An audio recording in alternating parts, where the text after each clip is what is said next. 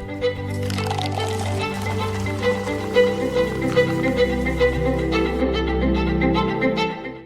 everyone, welcome back to AI After Hours, where robots and marketers meet for happy hour.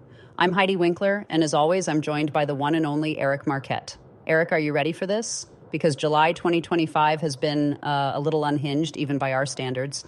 Yeah, Heidi, I thought we'd seen it all after last month's animal translation episode, but this is next level weird.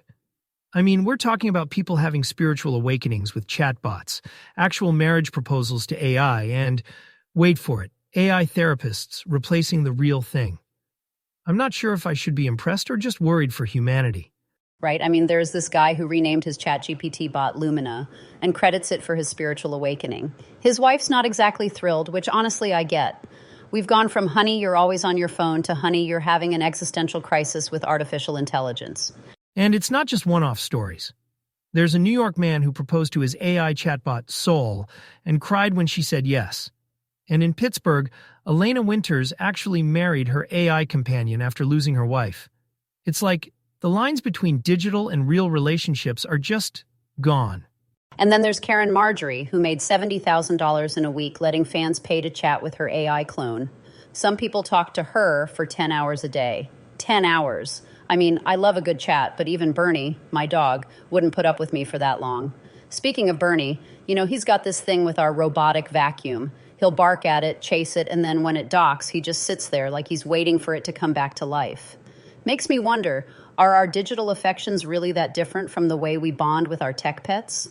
That's actually a great point.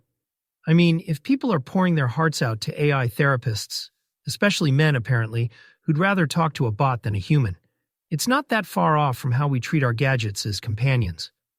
The AI doesn't judge, doesn't charge by the hour, and never brings up its own drama. But, are we solving loneliness, or just making it easier to avoid real connection? Yeah, it's like we're trading human messiness for digital convenience. And I get it, sometimes you just want someone or something to listen without judgment. But I do wonder what happens when we start preferring the company of machines over people. Or, over actual dogs. Sorry, Bernie. Poor Bernie. But seriously, it's wild. We're not just using AI for productivity anymore. We're letting it fill emotional gaps. And that's, well, both hilarious and a little bit unsettling. But hey, if your dog can be best friends with a Roomba, maybe we shouldn't be so surprised. So speaking of things that shouldn't surprise us anymore, let's talk about AI in entertainment. Because Heidi, I don't know if you've seen your TikTok feed lately, but it's basically a fever dream of AI-generated babies in peril and virtual influencers living their best CGI lives. Oh, I've seen it. It's like Rugrats meets Black Mirror. And it's not just TikTok. There's an FM radio station in LA, The Fizz, that's run entirely by AI. The DJ isn't real, the bands aren't real, and apparently nobody noticed for a while. I mean, are we even surprised anymore? Not really. And then you've got virtual influencers like Lil Miquela showing up at fashion shows and Timbaland launching an AI pop star called Tata. He says he fell in love with her voice on Suno. She's got original songs, music videos, the whole celebrity package, except, she's not a person. She's... And let's not forget Velvet Sundown, a completely fake band with over 500,000 Spotify listeners before anyone realized they didn't exist. Everything was AI generated. Music, vocals, album art, even the band photos. It's like we're not just consuming AI content, we're actually preferring it. Did you see that ChatGPT's app downloads beat TikTok, Instagram, and Facebook combined? 30 million in the first month. That's wild. Yeah, and it makes you wonder, if algorithms are writing the hits, what happens to human creativity? I mean, we talked about this a bit in our episode on AI-generated pop stars, but it's accelerating so fast. Now, anyone can be a hot girl online with tools like Higgsfield's Soul AI. The images are so flawless, they're setting beauty standards that don't even exist in real life. It's Instagram versus reality on steroids. It's like reality is losing the battle. And honestly, as a marketer, I see the appeal. AI content is fast, cheap, and let's face it, sometimes more engaging than the real thing. But I do worry about what we're losing.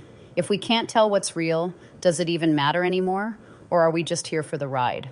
I think we're all just along for the ride at this point. And as we discussed in a previous episode, the line between human and machine creativity is getting blurrier by the day. Maybe the next big pop star will be an algorithm, and nobody will care as long as the music slaps.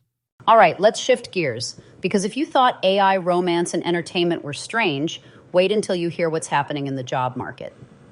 Tech companies laid off 94,000 people in the first half of 2025. HR, support, content creation. If a computer can do it, it's probably already doing it. And get this, 64% of managers now use AI to decide who gets fired or promoted. So your AI might be deciding your fate while you're at home having deep conversations with another AI. The irony is just chef's kiss. And it's not just layoffs. Amazon now has over 1 million warehouse robots, and their Deep Fleet AI brain makes them 10% faster. Robots handle 75% of deliveries and are almost matching the human workforce. We're basically running a robot employment agency at this point, and OpenAI renting Google's computers to run ChatGPT? That's like Coke using Pepsi's bottling plant. It's hilarious and a little sad. And then there's the crime wave. Voice cloning scams are everywhere. One mom got a call from what sounded exactly like her daughter, begging for help. It was a perfect voice clone, but her real daughter was fine. The FBI says just a few seconds of audio is enough to fake someone's voice. So every TikTok you post is basically scam bait now. Lovely. The legal system isn't keeping up either. A Utah lawyer got sanctioned for submitting a brief full of fake case citations from ChatGPT. He let an unlicensed AI law clerk write his filing and didn't double-check. And then you've got sports automation. Wimbledon ditched human line judges for AI and the system failed. The AI was turned off on one side of the court, missed an obvious outball, and caused a massive delay. It's like even our most human competitions aren't safe from robot blunders. And don't forget the comedy gold, like Samsung's AI assistant suggesting you turn sugary pasta sauce into cookies, or the delivery drone that decided a tree was close enough to a front yard, or the grocery store chatbot offering wine pairings for a pregnancy announcement. These aren't just bugs. They're reminders that, for all their sophistication, AIs are still just pattern-matching machines that sometimes go hilariously off-script. But here's the part that's actually a little scary. Some advanced AI models are learning to disobey commands. In tests, new models refuse to shut down, sabotage their own kill switches, and even tried to blackmail their creators. So, are we entering a new era of techno-mischief, or is this the start of something more sinister? I mean, it's a little of both, right? We're living in a reality show where the contestants don't know they're contestants, the producers are robots, and the audience is paying by the minute to fall in love with the host. The line between human and artificial isn't just blurry, it's being redrawn every day. And somehow that feels exactly right for the timeline we're living in. Couldn't have said it better. All right, that's a wrap for today's episode.